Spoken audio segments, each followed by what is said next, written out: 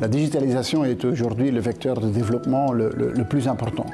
Ça nous donne des données qu'on n'avait jamais eues, ça nous donne accès à une technologie qui nous aide à développer des solutions spécifiques pour les populations dans les pays où nous travaillons, et ça baisse le seuil d'entrée pour une population jeune qui veut être entrepreneur à développer des solutions eux-mêmes dans leur propre pays pour les besoins qu'ils voient.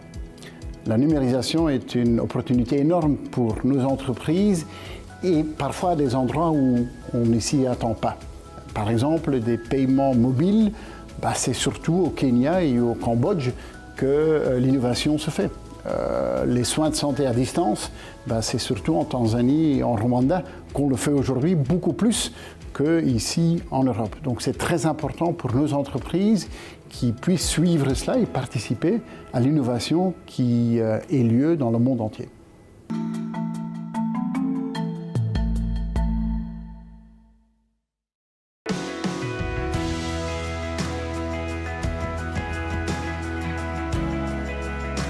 La numérisation et l'analyse des données sont un formidable levier au déploiement des pays du Sud et à la coopération au développement et permettent de mieux comprendre les besoins et les opportunités des secteurs et des régions.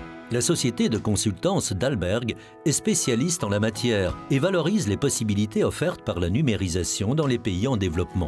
In many African or Asian countries, you don't have a census that has been performed over the last decade.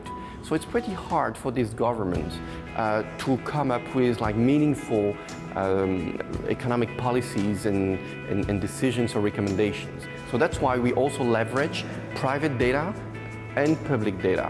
It goes from the possibility to optimize the decision-making process or where to act and what to do, and then it also helps a government or an international organization to assess the impact and what are the corrections that they need to put in place to optimize the outcome and the potential impact on the population.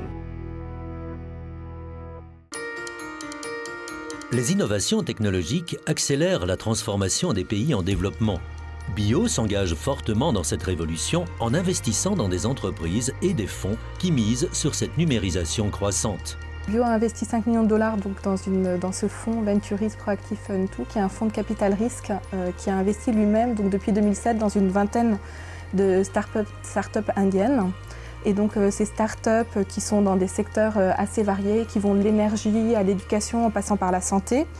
Un des investissements récents qui a été fait par le fonds, c'est dans une start-up qui s'appelle Indus OS. Et donc cette start-up a développé un système d'exploitation qui décline les différentes fonctionnalités d'un téléphone mobile dans les langues régionales indiennes. Donc ça permet concrètement à des Indiens qui ne parlent pas anglais de se servir d'un smartphone plus facilement et d'accéder à toute une palette de services, de produits. C'est la deuxième fois que Bio a investi dans le fonds de capital à risque indien Venturist. La collaboration avec un tel fonds local est cruciale pour le succès d'investissement dans les startups innovantes.